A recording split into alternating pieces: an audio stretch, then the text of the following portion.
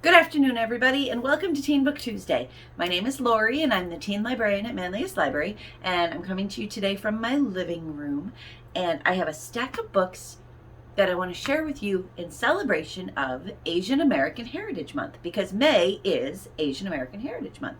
And while I try to highlight diverse books by diverse authors and featuring multicultural and diverse characters all year long, I really want to focus on these today. There's some really fabulous books in here. So let's get started. We're going to start with, actually, this one. It's called When Dimple Met Rishi by Sandhya Menon. And I've talked about this one before in other Teen Book Tuesdays, but I really wanted to include it today because not just the book, but the author is really fabulous. And she's written several other books. 10 Things I Hate About Pinky, The Truth About Twinkle. I'm not going to get all of the titles of them correct, but they're all really wonderful. They're realistic fiction, they're romance, they're just teens being teens, living their lives every day. This one is about Dimple. Dimple Shaw has it all figured out. With graduation behind her, she's more than ready for a break from her family and from Mama's inexplicable obsession with finding her the ideal Indian husband. Ugh. Dimple knows that they must respect her principles on some level, though. If they truly believed she needed a husband right now, they wouldn't have paid for her to attend a summer program for aspiring web developers. Right? Rishi Patel is a hopeless romantic.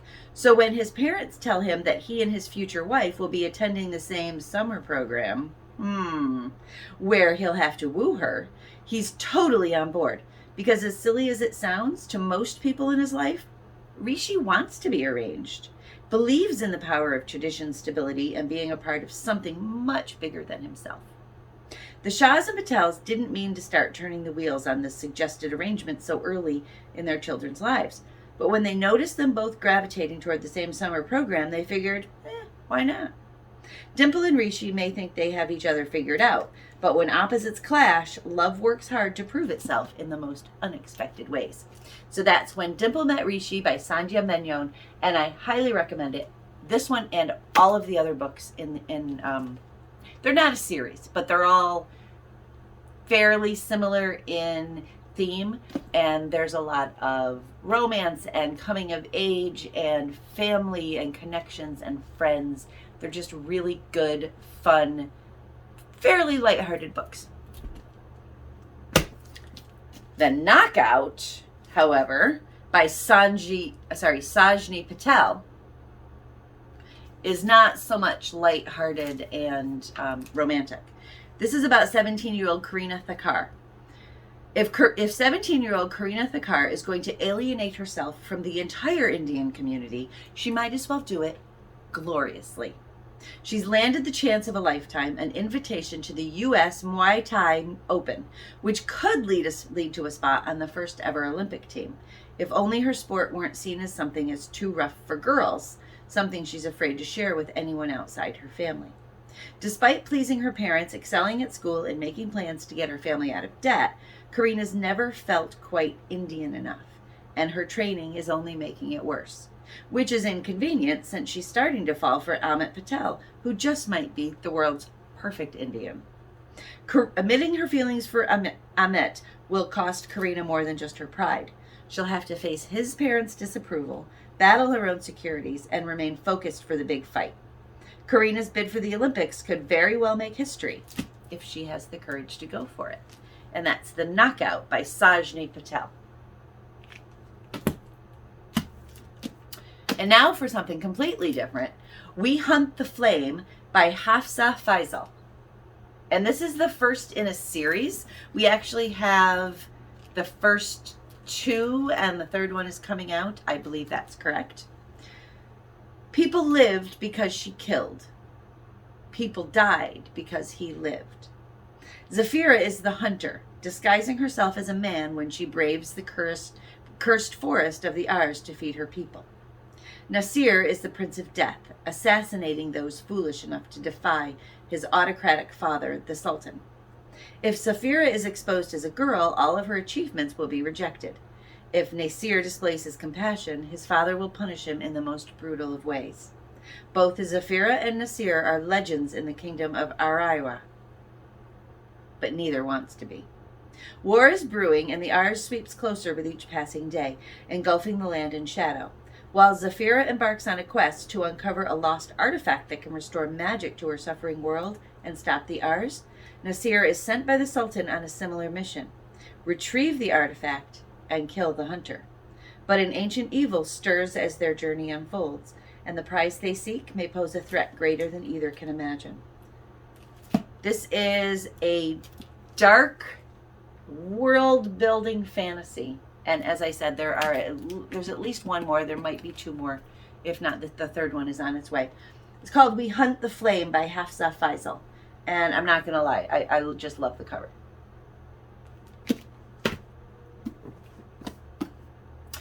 This is one of my favorites. Not just one of my favorite Asian American heritage celebrating books, but one of my favorites. It's called To All the Boys I've Loved Before. It's not a new book. Most of the ones I've got today are fairly new. This is an old book. It's by Jenny Han. It's part of a trilogy. The second one is called P.S. I Still Love You, and the third one is called Always and Forever, Lara Jean. And this is the story of Lara Jean, who has always written letters to the boys she loved, and there were 5 of them. And then she would pour her heart and soul into these letters and then pack them away in a hat box for safekeeping. It's a very special hat box her mother gave to her. And they were for her eyes only, until mysteriously somebody mailed them. And all of a sudden her life and her love life are turned upside down. And this is that story. The boys that she wrote to got the letters. And it's lovely, and it's heartbreaking, but it's fun, and it's romantic, and it's funny, and it's very lighthearted, and I highly recommend it. Oh, and it's also a really good Netflix movie trilogy by the same title, To All the Boys I've Loved Before, by Jenny Han.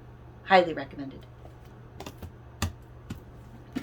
This one happens to be by one of my favorite authors, Rin Chupeco. The book is called The Never Tilting World. This is the same author that wrote the Bone Witch trilogy, which is also very good. A world split between day and night. Remarkable in beauty and fearsome in power, generations of twin goddesses have long ruled Aeon until 17 years ago, when one sister's betrayal defied an ancient prophecy and split their world in two. The planet ceased to spin, and 3/4 of the world perished. Now a great abyss divides the planet, one side cloaked in perpetual night, the other scorched beneath an unrelenting sun.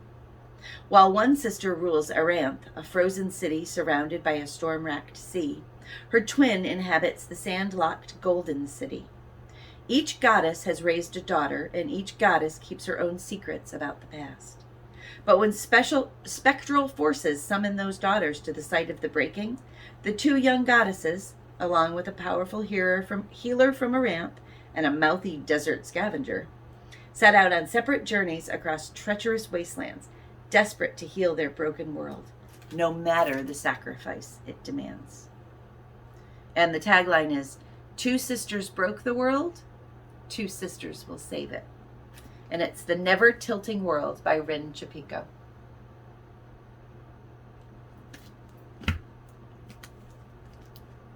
This one is called This Time Will Be Different by Misa Sugiura. Misa Sugiura. And I just love the cover of this one. It's so just bright and colorful. Katsuyama's never quit, but 17-year-old CJ doesn't even know how to get started. She's never lived up to her mom's type A ambition, and she's perfectly happy just helping her aunt, Hannah, at their family's flower shop. Hannah believes each flower has a meaning, and that with her own brand of flower magic, she can help her customers achieve their heart's desire. CJ believes Hannah is full of it, but when it comes to arranging the perfect bouquet, she's finally found something she might be good at. A skill she might even be proud of.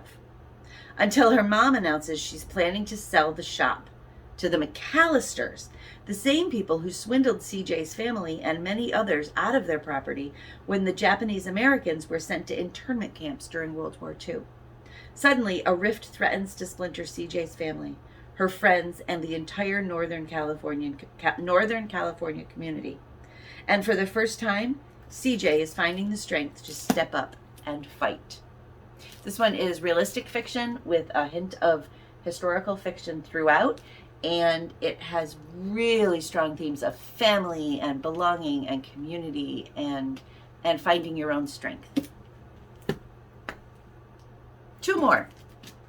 This one is Miriam Sharma Hits the Road, and it's by Sheba Karim, and that's a fun cover.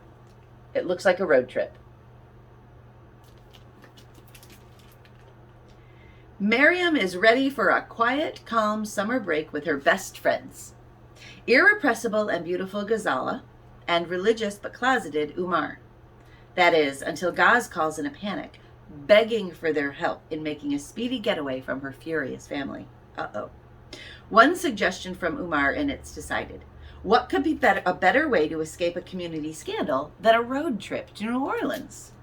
The drive through the Deep South is hardly their family's idea of respectable, with a gender-bending college party, honky-tonks, and barbecue joints, alarming encounters at roadside diners, and not-so-serious conversations about family and faith. Because along with the adventures and the gas station junk food, the friends each have their own hard questions to answer on the road. But as each mile of the trip brings them closer to their own truths, they know that they have each other's backs no matter what, with a love for one another that is every bit as fierce as Umar's inner drag queen. And that is Miriam Sharma Hits the Road. It is the perfect summer road trip, coming of age, finding yourself, and just connecting with your friends kind of book. And finally, I didn't save the best for last, but I did save the best collection for last. It's called 1,000 Beginnings and Endings. And one might argue that it is a mix of the best, because this is 15 retellings of Asian myths and legends. The authors are all really popular and prominent young adult and some adult authors of Asian descent or Asian Americans. And they have taken the stories, the legends and the myths and the folk and fairy tales from their own Eastern or Southern South Asian heritage and did retellings of them. There are fantasy, there's some science fiction, some dystopia, a little utopia. There's even some contemporary retellings, folk and fairy tales.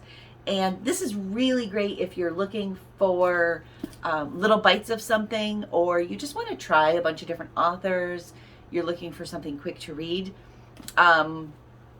Unlike a lot of the books that I've shown you, I can guarantee you that many of the endings in this one are not necessarily your traditional happy ending. They're not your happily ever after stories. So that's 1,000 Beginnings and Endings, edited by Ellen O. and Elise Chapman, and it's 15 retellings of Asian myths and legends.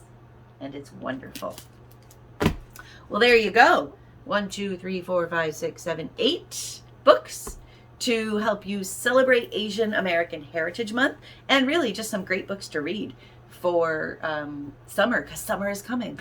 And we're actually finishing up the work on the summer reading program. So registration for everything starts June 1st. Check out our website then for that. And I'll see you next week. My name is Lorie, and I'm the teen librarian at Manlius Library. You can find me here every Tuesday at 4 o'clock, although that's going to change to 2:30 in the summertime.